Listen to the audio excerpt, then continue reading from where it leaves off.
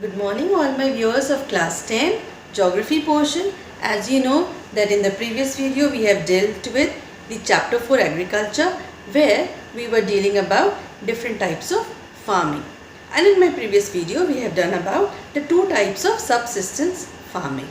Next, the third one and the last one is the commercial farming. As you know from the term that what should be the objective of commercial farming. First of all, it is done to earn profit, to sell the produce in the market and earn maximum profit.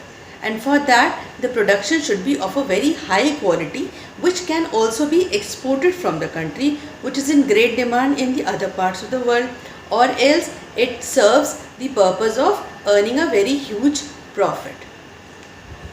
And for that, they need to have a higher productivity, because of which they use HYV seeds.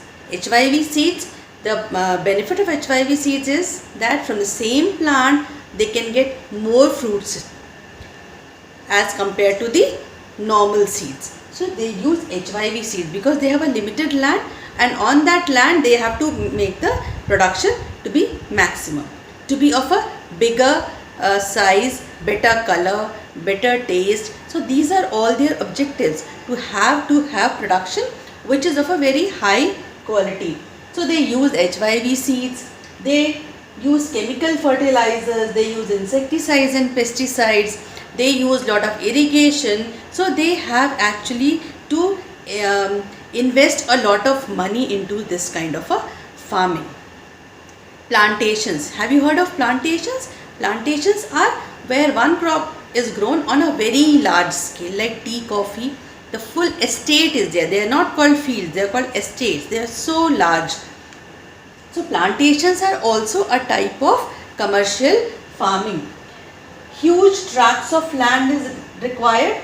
Migrant laborers. They use laborers because they want cheap laborers. So in areas, from the nearby areas where you can get cheap labor, they hire them for doing the work in their farms. Capital intensive inputs, lot of investment is required, huge machines are there, lot of money is spent on paying the laborers, then transportation, and then the basic feature of this plantation is, that the product does not go into the hands of the consumers directly. The production first go to the factories or the industries, and then there it is processed, and then it reaches the hands of the customers. And hence a great network, a well developed network of transportation and communication is required, so that the production from the field reaches the industries in time, because they are perishable items, and from the industry, after getting processing and packed, reaches the market.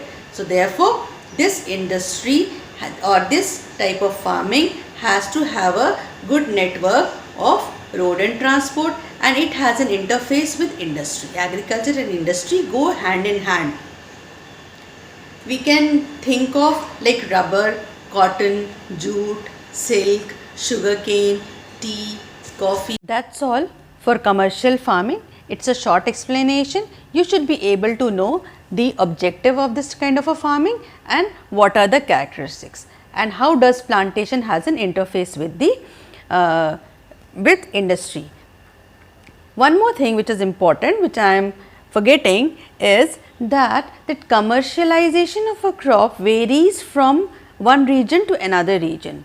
For example, the staple food crop of the areas of people living in Chhattisgarh, Orissa, West Bengal is rice. So the rice that they grow, that is of a low quality, so that it can be sold at a very low price, because a common man eats rice all 3 times a day.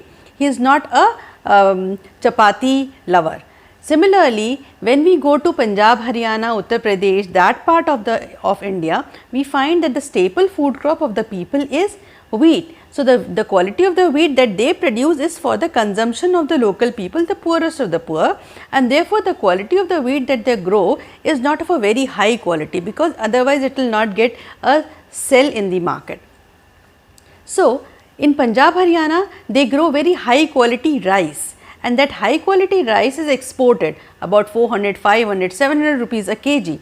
They are very high quality, basmati rice. Similarly, so there what happens, the wheat is a staple crop and they commercialize rice. And when we come to Orissa, Chhattisgarh, Madhya Pradesh, we find that here they grow wheat, which is in a commercial manner. So, they sell wheat to earn profit, they grow rice to feed the common people at a low price.